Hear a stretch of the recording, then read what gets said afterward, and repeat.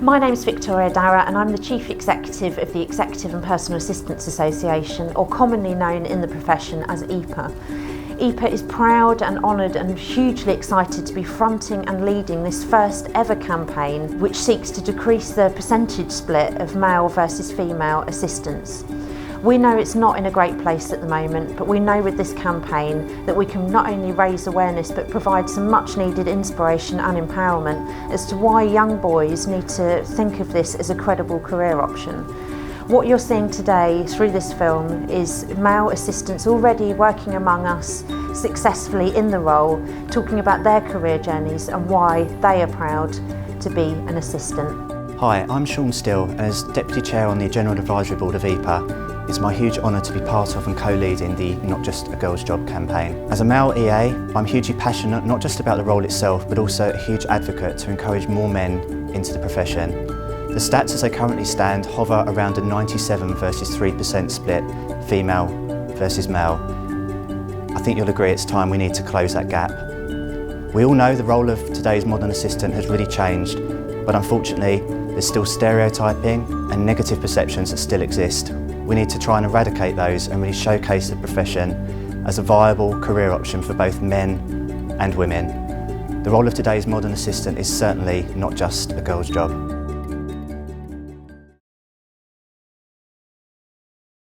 Joining us now is Declan Horton-Woodward, an Executive Assistant from London. Thank you for joining us today, Declan. Great to have you as part of the Not Just a Girl's Job campaign. Thank you, Victoria. So I started out as a business support operative for a private security company. From then, the CEO actually requested that I do a few different roles in different departments for a couple of months to sort of understand the business, get a more well-rounded knowledge of the business. A position opened up in the executive suite as an assistant to some of the senior directors there. I applied and obviously got the position, and from then I sort of discovered that I really enjoyed it. I loved being an assistant. And you said out of jest, well, why not be a secretary? My one's great. And I was there like, okay, I think maybe you're onto something. And then obviously his reaction's like, but Joe, you're a guy. And I was like, I can still do the same job no matter what my sex is. PwC secretary, Birmingham. Okay, let's see what the job role, right, matching of all the skills. I was like, there are so many transferable skills from the hotel management background that I could put into this job role and I could be amazing at it. There's more passion there than there was for any other jobs that I saw on this search. And now that I'm actually doing the role, it's so true. Organisation, fast-paced environment. I have no secretary background or qualifications. However, I think the way I sold myself in the interview that I had and down on paper was the fact that I have so much wealth in this place, pointed out all the transferable skills and said, look, if you can see those in action in this job, I'm going to be good at it. She said to me, oh, do you want to do a couple of days a week doing some admin? And probably me stereotyping it, I thought it's just going to be stuffing envelopes and making tea and writing things down. Boy, was I wrong. I was at our event in South Africa a couple of weeks ago and there was 4 male PAs there, including myself. And I think that's the most that's actually been in a room, excluding here, that I've ever seen in the whole time I've been networking. It's not just a girl's job. It's been stereotyped for so long, as we've said so many times. Women come in, they do the tea, they type the notes, and men think, oh, why would I want to do that? That's a woman's job. No, there's a lot more to it and it's not the case at all. If you kind of take that stereotype on, you start to question yourself. And I feel like there's, especially something that I love to do, there's no point in questioning it because I'm a PA and this is what I'm going to do. I overheard 2 colleagues at the lift and it was very much, they were talking about my director at the time and that was very much, oh, have you heard so-and-so? He's got a male PA. As though it was sort of a shock, but did make me smile. Yeah, a couple of friends said it was a girly role. It wasn't typically what a male role should be doing. It should be going to do mechanic work, for example. And colleagues as well, the throwaway comments calling you love and darling because it's traditionally when they ask for a cup of tea or whatever.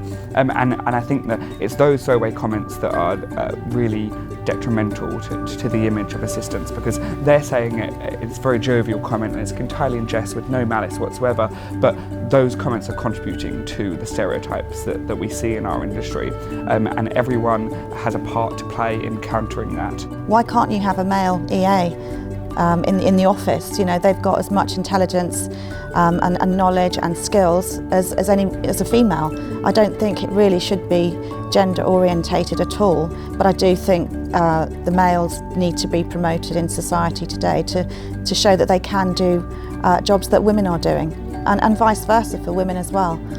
There's more women on boards within companies now, and that's a really important thing for women to promote as well.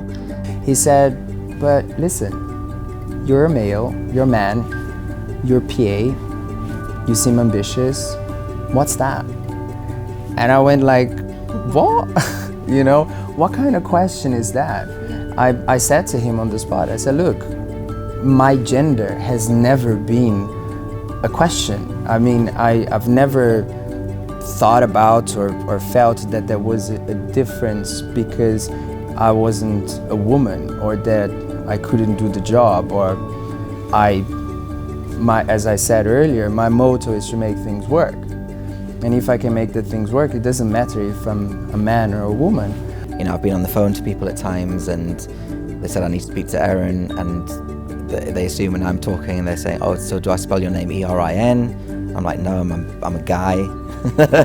He was from sort of another culture where it was very much females are the assistants and males just, it's unheard of that they are assistants over there. And I heard that when I was employed with this bank as a temp at first, he had run to HR when they found out who they'd employed, ran to HR and said, please don't employ a guy for me. I don't want a guy, I want a female assistant. I need a female assistant. They said, no, you're gonna have to, you know, make do. And he told me this sort of 3 to 6 months into my role. And he said, you know, I'm telling you this because it's totally changed my mindset on how a guy can do this job as well as a female. It's not a gender neutral profession. We need to recognise that. Yeah. One way of doing that is one, getting people into the profession. Getting more men in the profession will mean more men at the networking events.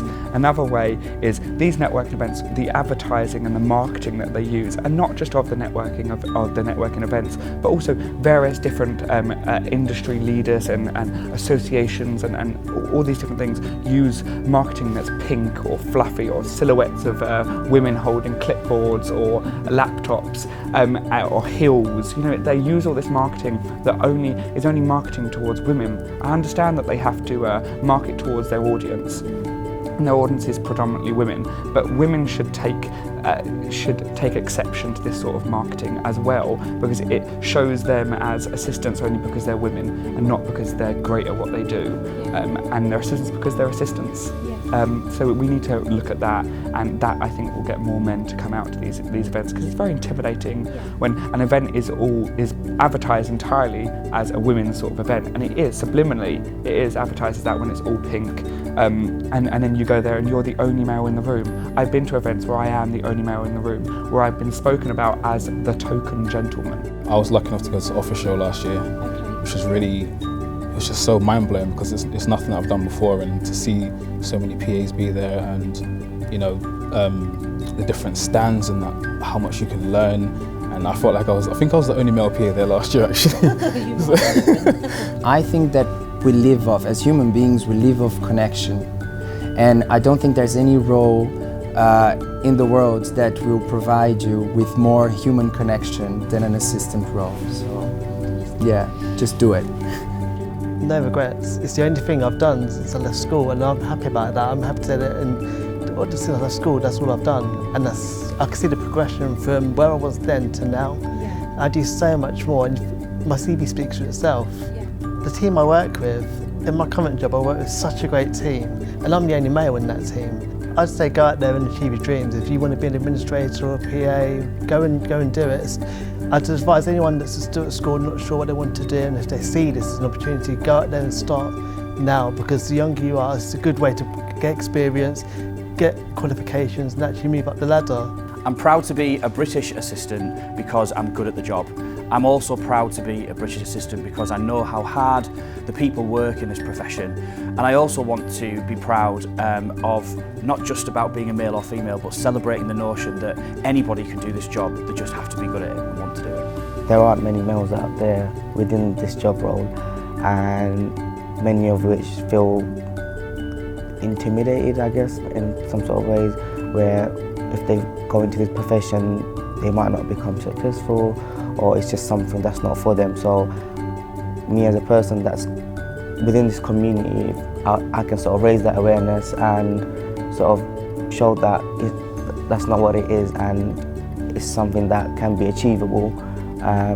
So I feel really privileged and proud to be in this sort of seat and sort of tell all the other males and sort of inspire them to come forward and not to hide. I just loved it. I love working with different people, working with just different schedules because it's so difficult.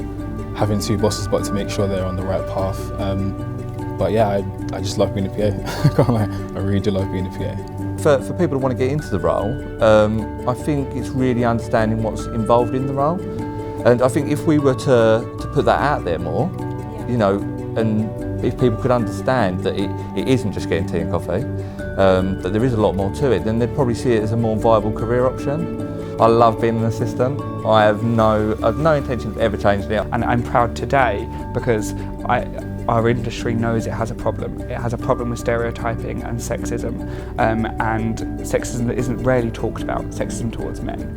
And we are doing things to try and rectify that problem, and that's a really special thing for an entire industry to come together, spearheaded by your organisation, and to come together and try and fix a problem is something amazing to be a part of.